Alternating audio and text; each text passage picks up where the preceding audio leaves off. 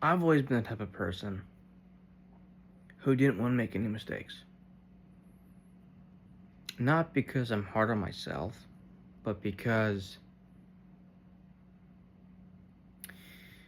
I didn't want to have regrets. So I made very calculated steps, and I chose very carefully what steps I was going to take in life. My mother taught me to live life with no regrets. My dad taught me to be true to myself. So I combined those two things and made a pretty good life for myself.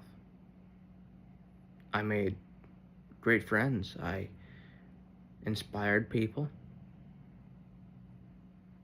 Unfortunately,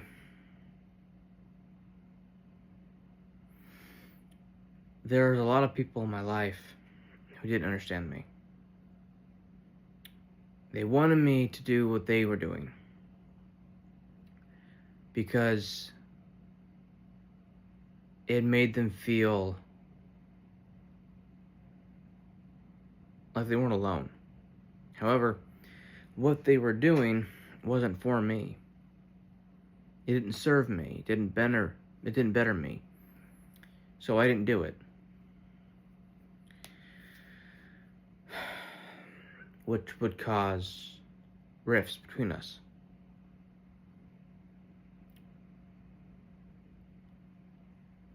I wasn't the kind of person, the kind of man who would do things for the fun of it. There was always a reason for why I did something or didn't do something. Whether or not people accepted those reasons, not my problem. I wasn't a liar. I wasn't someone that created chaos or problems. I was someone who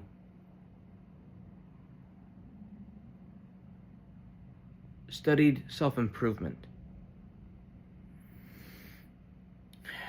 I ended up having a chip on my shoulder for a very long time because I felt that I was better than everybody else. Why? Because I didn't sin like they did. I didn't spend my time, my life, doing things I wasn't supposed to. I treated people with fairness, kindness, in the way that I wanted to be treated.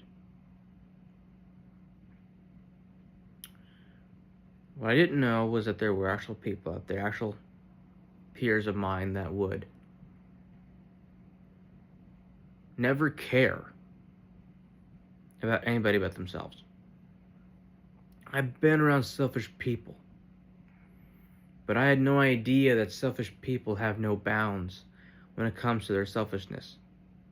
Their selfishness creates a lot more problems, a lot more trust issues than they realize. I was a selfless person. As an older brother, as the firstborn kid, my whole job was taking care of my brothers and being a good example. That doesn't mean they followed my example. It doesn't mean they followed my parents' example. What it means is I did what I thought was right. Am I perfect? No. There were some challenges in life that I failed. I learned from them, but I still failed. And then I realized the depths of the love not just my parents have, but that my God has.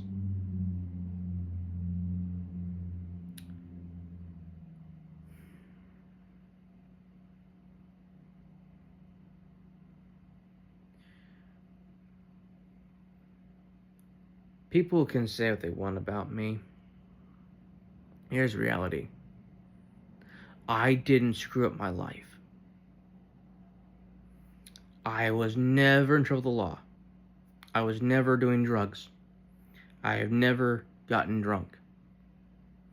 I don't believe in dulling my senses.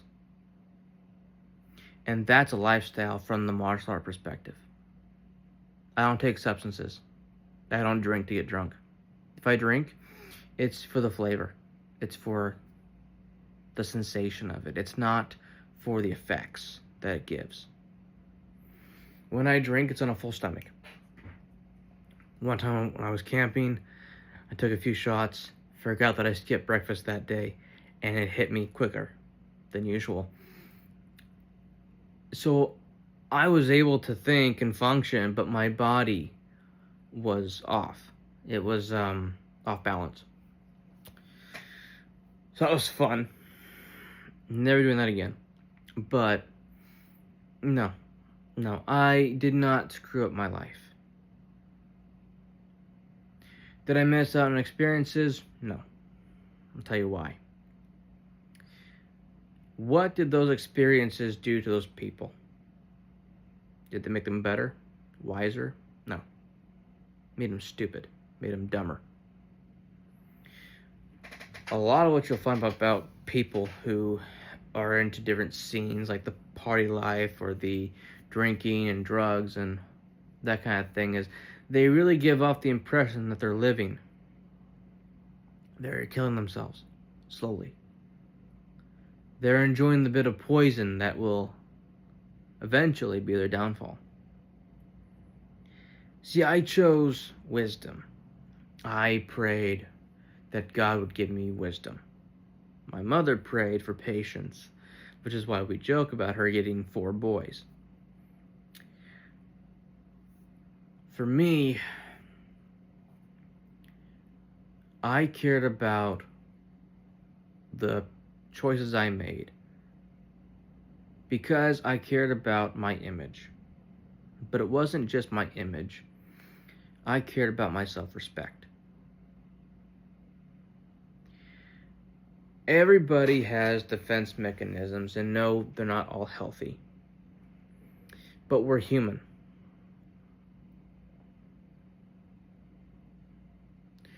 And it always angers me when people try to condemn somebody for their actions or their sins when they don't have the moral high ground. But they never do. The ones that ridicule, the ones that persecute, the ones that come after you, they don't have moral standing, because if they did, they wouldn't have done it. How you choose to speak to somebody shows them your maturity level. It shows them who you are as a person. Have I ever badmouthed somebody or talked ill of somebody? Of course. It's human response. It's human reaction. We all do it. Do I like it? No. Do I try not to? Yeah. Does it happen though? Yeah, of course. When you are not just exposing somebody, but you are trying to educate people about them, it's important to note facts that you can state to back up your argument. That's why when I took on a pastor who was saying that Charlie Kirk wasn't a martyr or a Christian, I gave facts and evidence of the definition of the word martyr. I called him out, as many others did. That stuff, totally fine. As long as you do it in a mature manner where it's not personal, it's not vindictive, it's simply just letting somebody know, hey, watch out for this person. What they say isn't always true. Nothing wrong with that. When you start to get insulting, when you start to harm somebody, that's a problem. Now, in my debates, did I ever insult somebody? No. No. I was the first one to be insulted.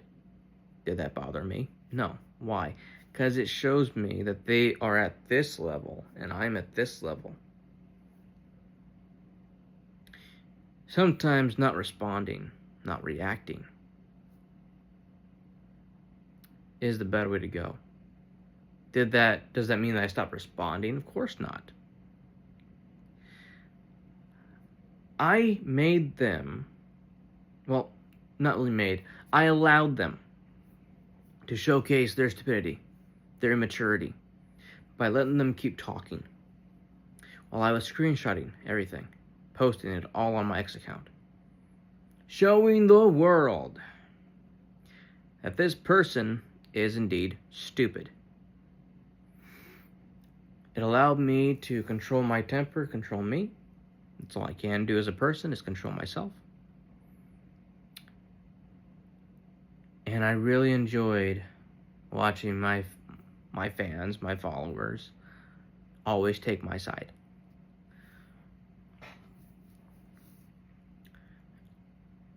I don't believe in belittling somebody or insulting somebody just because they hurt my feelings. No. If you hurt my feelings, I'm going to explain to you exactly who you are as a person. What kind of person you give the example of. I'm going to hit you where it hurts. I'm not going to insult you. I'm going to explain you in great detail so that you understand the kind of person you are. That's what I do. It's psychological warfare. I don't need insults. I simply analyze who you are as a person and explain it in great detail.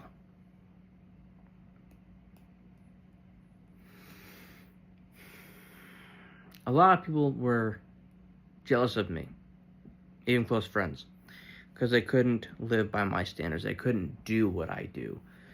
Instead of looking at my example and going, hey, I want what he has, I'm going to apply it, they simply said, I can't do it. I don't like you because you're somebody that I can't be like.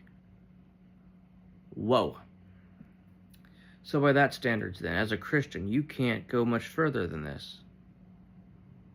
Because if you can't live up to my standards and my example, what does that say about Jesus Christ?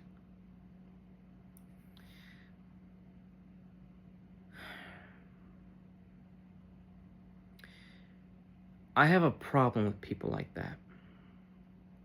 Because one, it hurts that I can't be the one to help them. But two, it hurts because they're looking for someone to villainize instead of accepting who they are. I don't want you to be like me. Be the best you that you can be, the best version of yourself. That's why I made my rules. 106 rules, 7 pages, man. It was for my own journey, my own growth. It was a code of honor that I myself needed. None of my friends made their own, and to live by them. I didn't want to be distracted by the world. I wanted to be focused on who I wanted to become, what kind of man I wanted to be. Now I've got my heroes.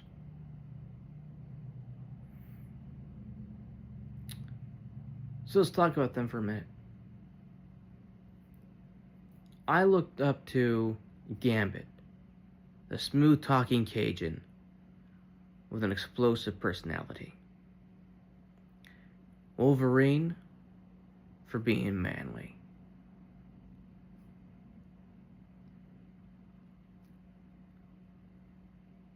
He didn't really strategize much.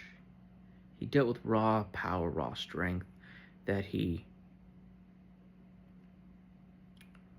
found from his pain and suffering.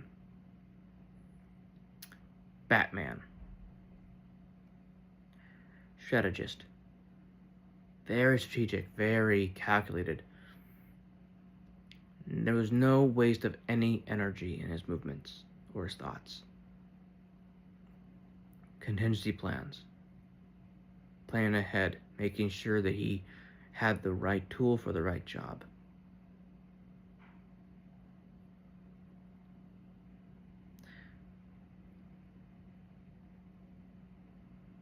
Batman. Be the smartest person in the room without telling anybody you're the smartest person in the room. Iron Man. Screw authority. Do what's right. Every hero does that, but with Iron Man it's different because it's the I'm Tony Stark. Try and touch me. Which I just love. I love that personality. I really do. I respect it, and I could do a great job applying that. His wit, perfect.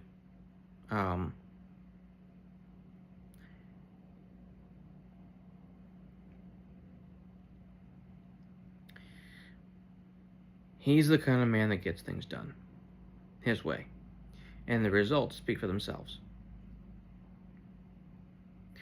Then you got Sonic the Hedgehog. Now, Sonic, for me growing up, was just an amazing character. And I fell in love with the comics because it reminded me so much of my world, my friends. And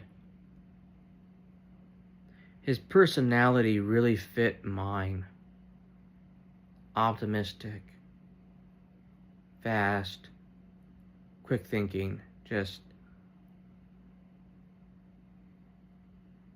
do it. He gave a lot of philosophical and deep moments in some of the games as he progressed, which I fell in love with. And the music, Crush 40 really killed it with their music. I loved pretty much every one of their songs. So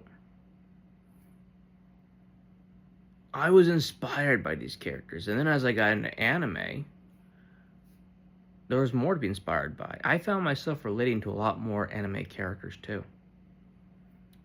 I'm not going to get into all of them, but once you know, you understand. My style fit most of them. My personality fit some of them. In some animes, I was a cross between two characters. And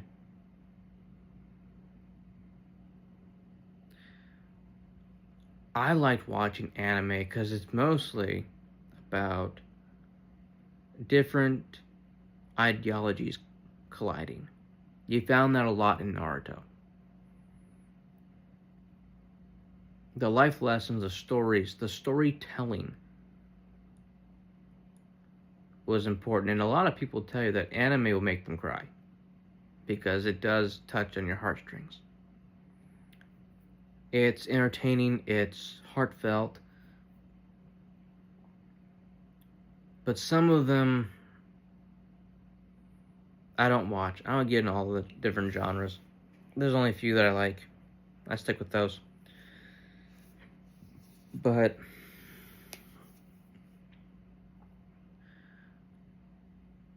there's a lot to pick apart with anime. A lot. But I'm not going to go there in this video. I'm going to just talk about why I align with these characters for now. Another one, and this was a big one, growing up watching Happy Days. I was inspired by Fonzie. I really loved the way that he could remain in control of himself. His temper. And he also had a lot of wisdom too, in what he said. And then the girls, I mean, it's true. Once you get that cool, nonchalant attitude, girls like that. Now, unfortunately, over time, I became more jaded. So the free spirit in me didn't show as much as it used to. I was also good at doing voices. So the characters I liked, I could also do their voices as well. And I loved acting like these characters too. I love taking on the personas. I love doing all this different stuff, but it didn't become me. I didn't become the characters and, change the way I did things or the way I talked to just anybody.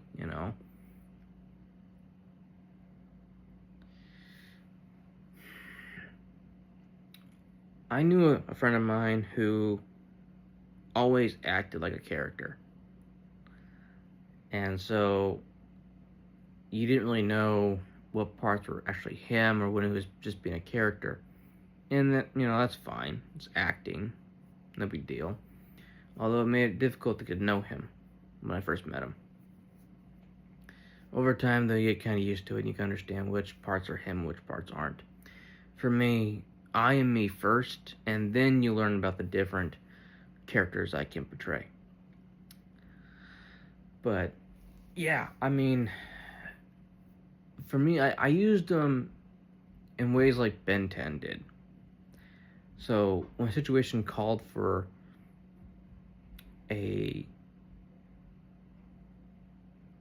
different approach, I would become that character.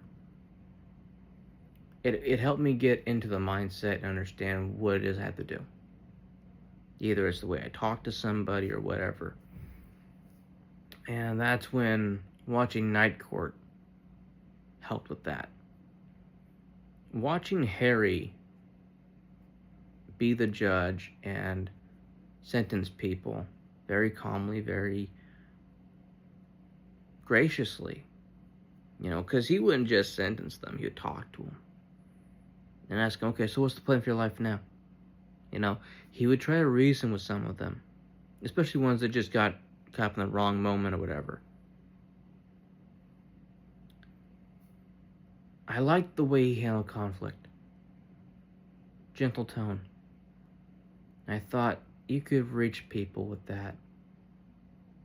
So that's when I started to incorporate that into what I do. So, yes, what I see, what I learn from, I apply. And that has helped me in so many ways.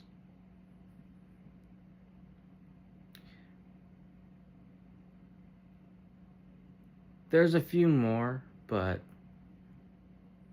I don't want to get into them right now. Because a lot of people may not know them from different animes, and it just gets weird. But that's basically the foundation of it. Marvel, DC, and sitcoms. Ones I can relate to anyway. Anime came much later in life.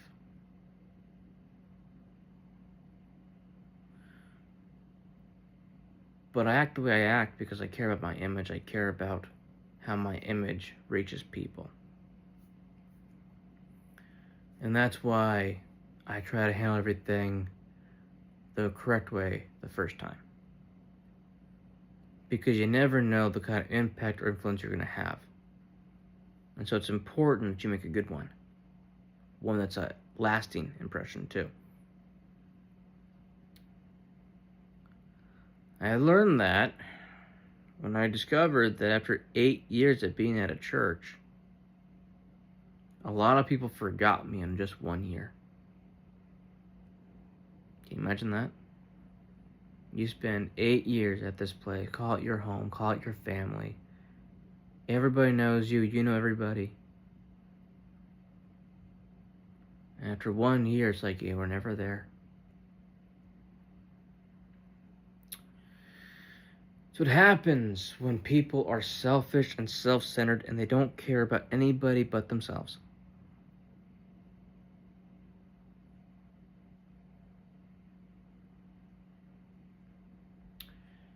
It's heartbreaking, but that's the truth. And unfortunately, parents are the ones raising these kind of people. So yeah, it's very eye-opening now as an adult. Still hurts on occasion.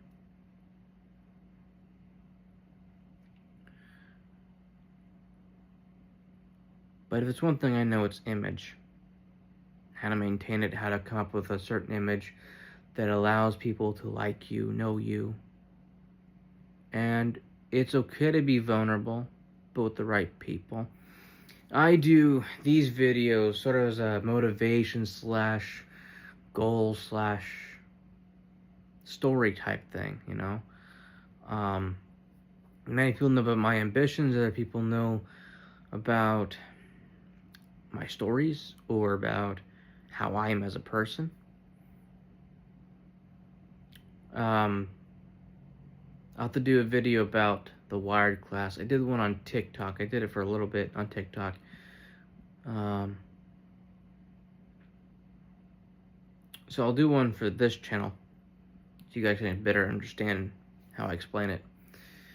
So that would help you understand more about my skills.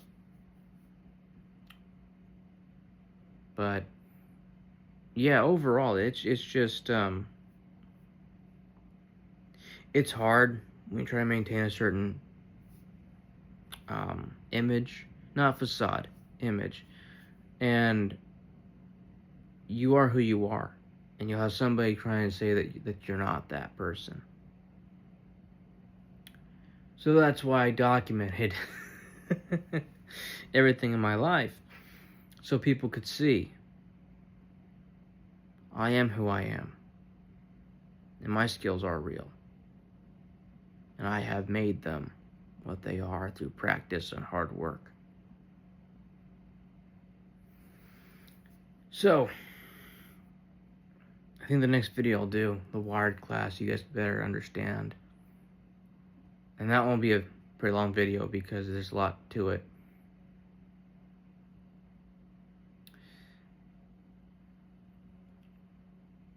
And it kind of ties in because the guy that ran the Wired class moved out of my neighborhood. We were very close. Well, not very, but we were close.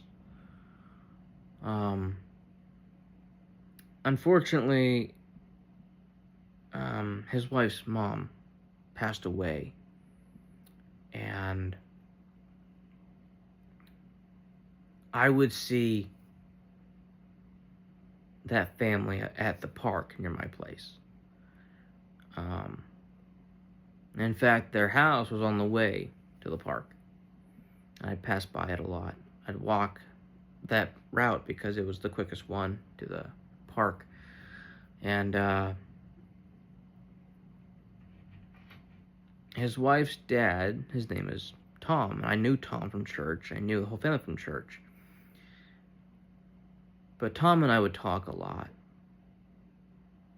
And I'd walk around the park and I'd see him and his wife very often. I knocked on the door to get Isaac to help me with being a pastor. I wanted him to be on my ministry team. And I handed him my vision for the church, explained it to him, and he says, "Oh, who pissed you off?" I'm like, you know what, just some people not doing their jobs. And I'm going to start, I started telling him more about why I want to be a pastor and how it's been my dream since I was 12.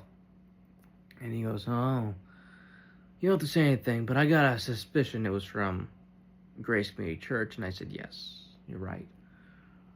And he informed me that they were leaving the church too. I said, "Well, why is that?" He says, "Well, my wife's mother passed away. My heart sank." And he explained that the church wouldn't allow them to grieve and get over it.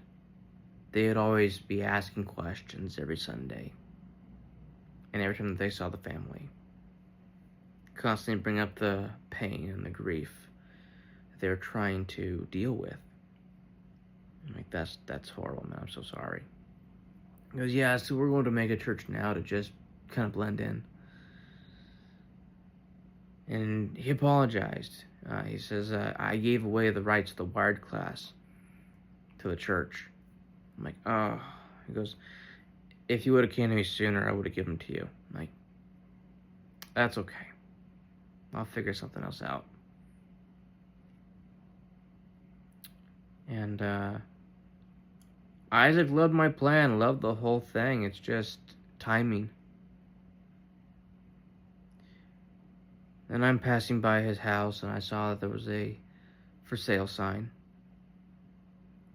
I walked past it recently, and no more sign. New cars. I'm gonna miss that family. I'm gonna miss Tom. I'm gonna miss Isaac. During the wired class, I answered all the questions, and I clicked down on the computer, and I turned around, and his wife came in, asking me questions about the test. Did I have any problems with any questions? I said, nope, pretty good. I pretty much got it. And she told me, she told her husband in front of me, she told Isaac, she says, the way that he answered the questions when I was asking him questions reminded me of you. So then I was walking past their house, and I didn't know at the time. At church one time, she asked me, she said, do you walk past our house? I'm like, I walk past a lot of houses. Be a little bit more specific. And so she explains the location. I said, yes, that's my shortcut to the park. Yeah. She goes, I knew it was you. You got a very distinct style. I said, yes, I do, because I wore jeans and leather jacket, and no one else wore that at the church. And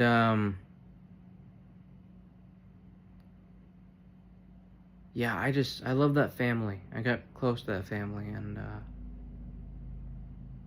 heartbreaking to hear what happened. So the next video I'll talk more about them and the wired class, so you guys get a better understanding of what that actually is. And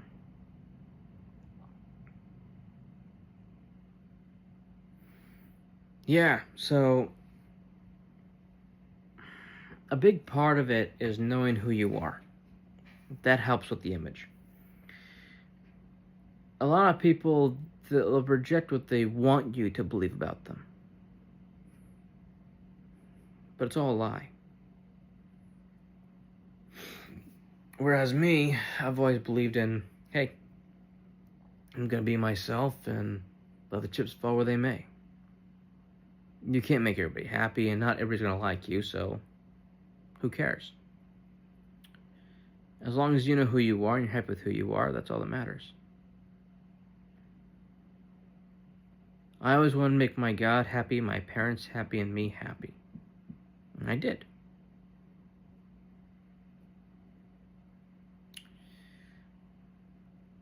Problem is, when you choose that, and you choose to be a good person, you're always going to be hit and met with the opposite of that. The problem is, it comes in different forms. Sometimes it's right in your face, other times it's behind your back. And then you're left wondering, who's going to believe this crap? Well, it is what it is. You can't control everything. You can't control people are going to see you. And if someone wants to betray you, they're going to betray you. You can't stop them. There's something you can do. It's about their heart. So,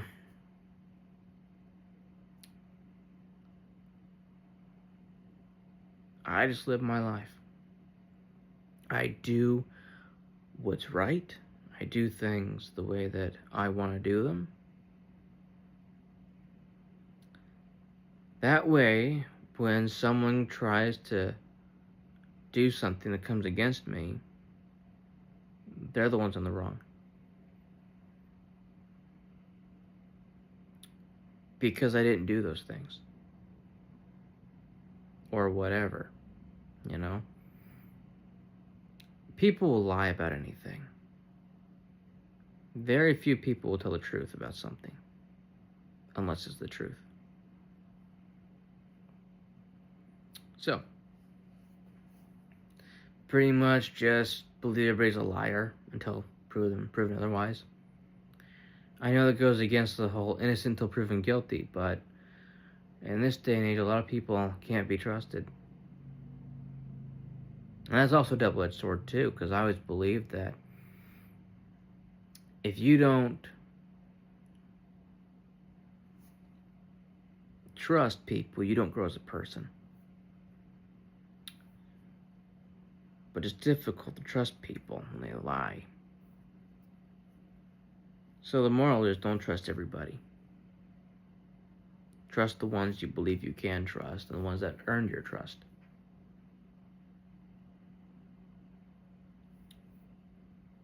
As for respect, well, in some cases you have to be respectful to people. In other cases you don't. I believe it comes down to character.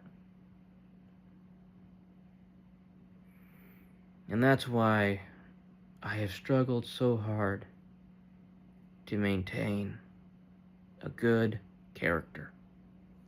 Do I mess up? Of course. I'm human. However, I haven't done half the stuff other people have. I'm a bad liar. I hate lying. That's why I give so much detail, because I don't want to leave anything out. I'll be accused of not telling the full truth.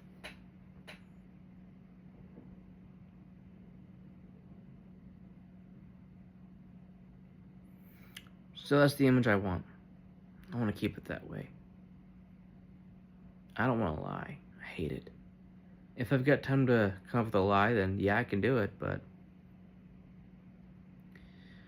not something I'm proud of, that's for sure. And lying is never the first response for me. Never. Sometimes I even forget I was supposed to lie. Like if I'm trying to protect somebody, they don't want somebody else knowing that they're over here or whatever talking to me. I botched that a few times. I'm not accustomed to lying, so I forget when I'm supposed to cover for somebody. That's just me. So I don't know. I think it's pretty easy to be me. But I've been at this for so many years, that just comes natural. I don't know, though. Not asking a whole lot. You just be honest, have integrity, self-respect, valor, that kind of thing. When I was 15, I wrote a long paragraph or two of how I defined myself. It was a school project. Got an A on it. Unfortunately, that class, the only class I got straight A's in, I didn't get credit for. Go figure.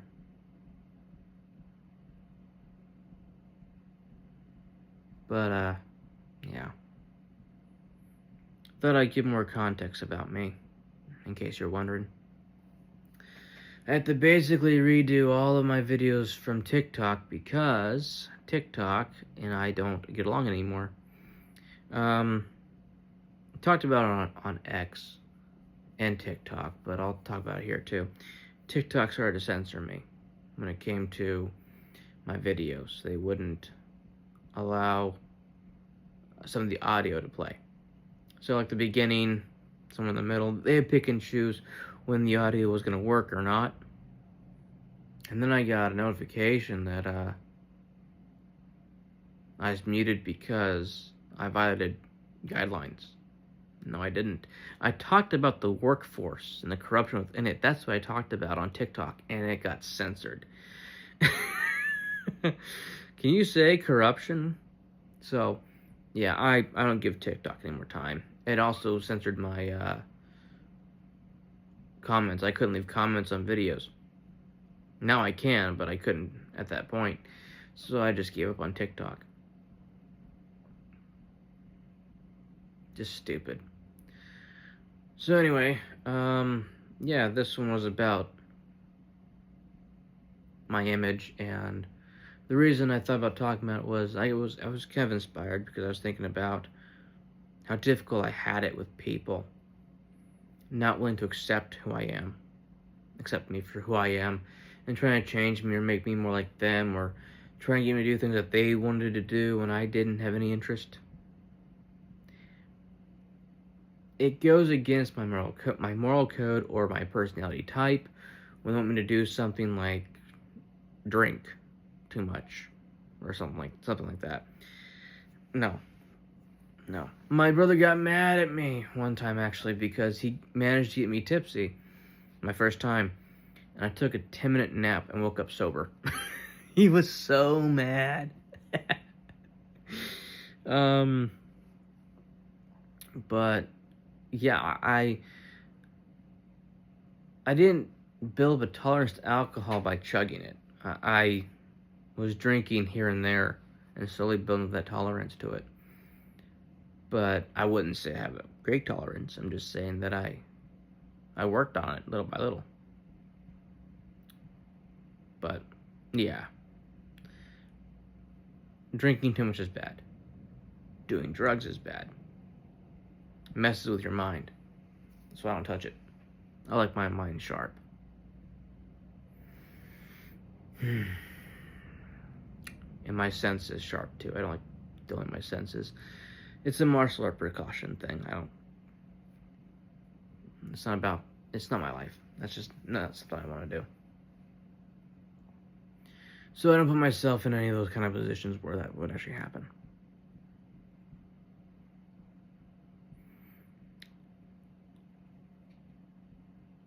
I've also noticed that this channel is getting a lot of views recently. I went from 1.2 thousand views to getting 2.4 thousand last time I checked, and I'm very happy. I mean, one of my shorts got 1,000 views, so I'm very happy with that. That's awesome. It's incredible what's going on so fast and so soon. Because I've had this account running since November 12th, so yeah, over 2 months now. It's fun. That's great. Keep it up. So yeah, you always get the truth from me. If you need anything at all, I'll answer honestly. And in fact, it may be too honest. You may not like it, but I've always believed in honesty. The truth will set you free. And when someone's about to make some accusation about you, it's important you get ahead of it and you control the narrative and you explain yourself. And I mean explain in great detail. I don't have skeletons in my closet. I haven't done anything. There's no crazy after parties or anything like that. In fact, when I was working at retail, I had 2 guys come in, acting like they knew me. I don't know them. I had no idea who they were. And they're like, "We haven't seen you." I'm like, "Huh?" He goes, "Did you stop partying?" One, at the time I was like 19, 20, so I wasn't old enough to drink yet. I hadn't I haven't done alcohol before that. So I waited till I was 21 to start drinking. So I didn't go to parties. I avoided that scene. So one guy tries to hug me, and I'm just handshake. Oh, okay. Don't know them. I've never seen them in my life. I don't know them at all. That was a little bit weird. So yeah, I don't know. Let's see. If I were to say why I didn't go to parties, one, not the kind of scene I wanted. It didn't have the kind of people I'm attracted to. It didn't have the women I like. I don't like a lot of different. It's hard to say without being offensive. um, I like women with morals, values, more traditional. I like women with manners and high value. That's what I like. I like a lady. The difference between a lady and a woman is a lady has elegance, charisma, manners, and she has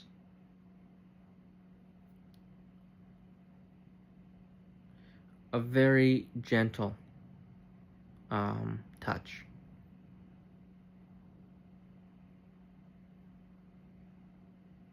That's what I'm attracted to. So, thank you all for watching. I'm going to get started on the next video on the Wired class, so you'll have that to look forward to. Take care and stay safe out there.